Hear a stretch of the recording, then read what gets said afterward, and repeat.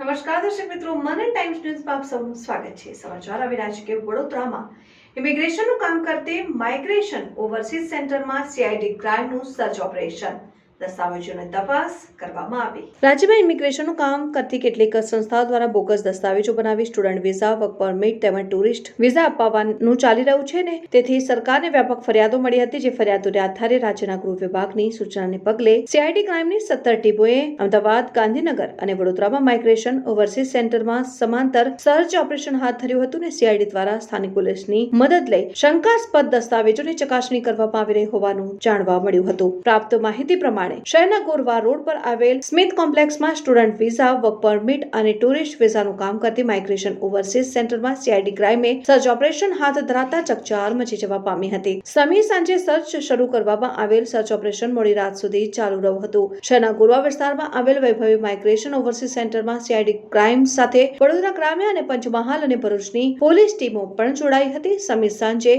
પોલીસની એક પછી એક જીપો સ્મિથ કોમ્પ્લેક્સમાં પહોંચતા કોમ્પ્લેક્સમાં આવેલી અન્ય ઓફિસોના સંચાલકો પણ ચોંકી ઉઠ્યા હતા। કોમ્પ્લેક્સમાં પોલીસ જીપો પાર્ક કર્યા બાદ પોલીસ ટીમો સડસડાટ વૈભવી માઇગ્રેશન ઓવરસીઝ સેન્ટરમાં પહોંચી ગઈ હતી ને પોલીસ ટીમો વૈભવી માઇગ્રેશન ઓવરસીઝ સેન્ટરમાં પહોંચતા જ ઓફિસના કર્મચારીઓ પણ ચોંકી ઉઠ્યા હતા અને તે સાથે પાસપોર્ટ અને વિઝાના કામ માટે આવેલા લોકો પણ ચોંકી ઉઠ્યા હતા। પોલીસે ઓફિસમાં પ્રવેશ કરતાની સાથે ઓફિસને બાનમાં લીધી હતી અને મુખ્ય દરવાજા પાસે પોલીસ જવાનો તૈનાત કરી દીધા હતા અને માઇગ્રેશન ઓવરસીઝ સેન્ટરમાં પોલીસ પહોંચતા સ્મિથ કોમ્પ્લેક્સ સ્થિત અન્ય ઓફિસોના સંચાલકો અને કર્મચારીઓમાં ભારે ચકચાર મચી ગઈ હતી। પ્રાપ્ત માહિતી પ્રમાણે વિઝાનું કામ કરતી માઇગ્રેશન ઓવરસીઝ સેન્ટરમાં સીઆઈડી ક્રાઇમે ઓફિસમાં અત્યાર સુધીમાં કેટલાકને વિદેશ મોકલવામાં આવ્યા હતા તે અંગેની માહિતી મેળવી હતી અને તેઓના દસ્તાવેજોની પણ ચકાસણી શરૂ કરી હતી। જો કે સીઆઈડી ક્રાઇમને માઇગ્રેશન ઓવરસીઝ સેન્ટરમાંથી વાંધાજનક દસ્તાવેજો મળ્યા છે કે કેમ તે અંગેની કોઈ માહિતી મળી નથી। સીઆઈડીની ટીમને માઇગ્રેશન ઓવરસીઝ સેન્ટરમાં તપાસ અંગેનું કારણ પૂછતા તેઓએ રૂટીન તપાસ હોવાનું રટન કર્યું હતું। જો કે સીઆઈડીની 17 ટીમો દ્વારા વડોદરાની સાથે સાથે અમદાવાદ અને ગાંધીનગર ખાતેની ઇમિગ્રેશનની કામ કરતી સંસ્થાઓમાં પણ સમાંતર તપાસ શરૂ કરી હોવાનું જાણવા મળ્યું હતું। સીઆઈડીની તપાસ દરમિયાન